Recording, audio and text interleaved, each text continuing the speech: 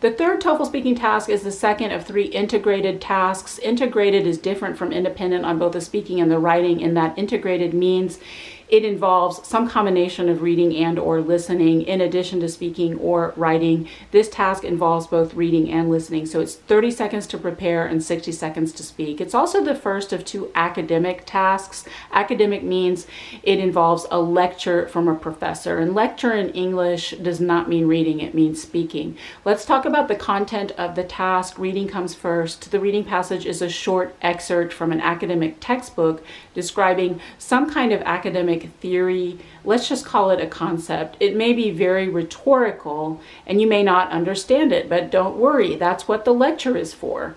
By now you should know it's very common in American English to illustrate rhetorical ideas with very specific examples, which are narratives, little stories with details, and that's exactly what the lecture does.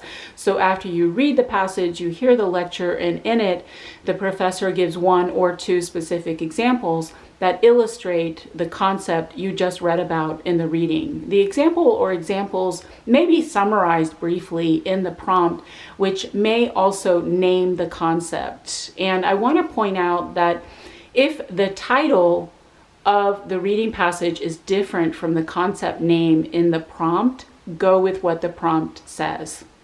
Another thing I want to point out about the prompt, it asks you to focus on the listening, not on the reading. Why is that? Well, number 1, listening is often more difficult for most people than reading. Number 2, more importantly, you're going to see the reading passage again. When you prepare and when you speak, it will be on the screen. So to talk about the reading when it's right in front of you is a stupid mistake. So I want you to focus on the listening.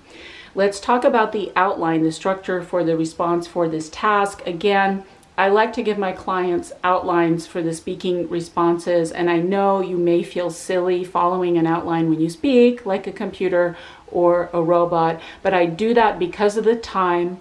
Again, your objective on the speaking section is not to be creative, but just to be clear. And on the integrated tasks, it is to demonstrate that you understood what you read and or heard. And I know that you have a very high level of English, but if you speak freely with no structure, you risk rambling, which is to speak indirectly without making a point, and you risk not doing what the prompt asks you to do.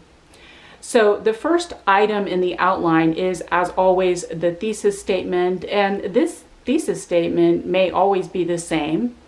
The professor gives 1 or 2 specific examples that illustrate the concept introduced in the reading. After you give the thesis statement, you can go back and briefly summarize the reading if you want to. The concept of X states that, and summarize it in 1 sentence. And after that, you're going to summarize the example or examples. And here is where the outline gets more fluid than the outlines for the other tasks, in that when you summarize the example or examples, you may use more than 1 sentence to do so, because you do have 60 seconds. So you're just going to summarize what the professor said. And then finally, of course, is the conclusion. And the conclusion is always a restatement of the thesis statement. Try to use a transition to conclude, to summarize, in conclusion, in summary, to sum up. That's how the professor illustrates the concept of X.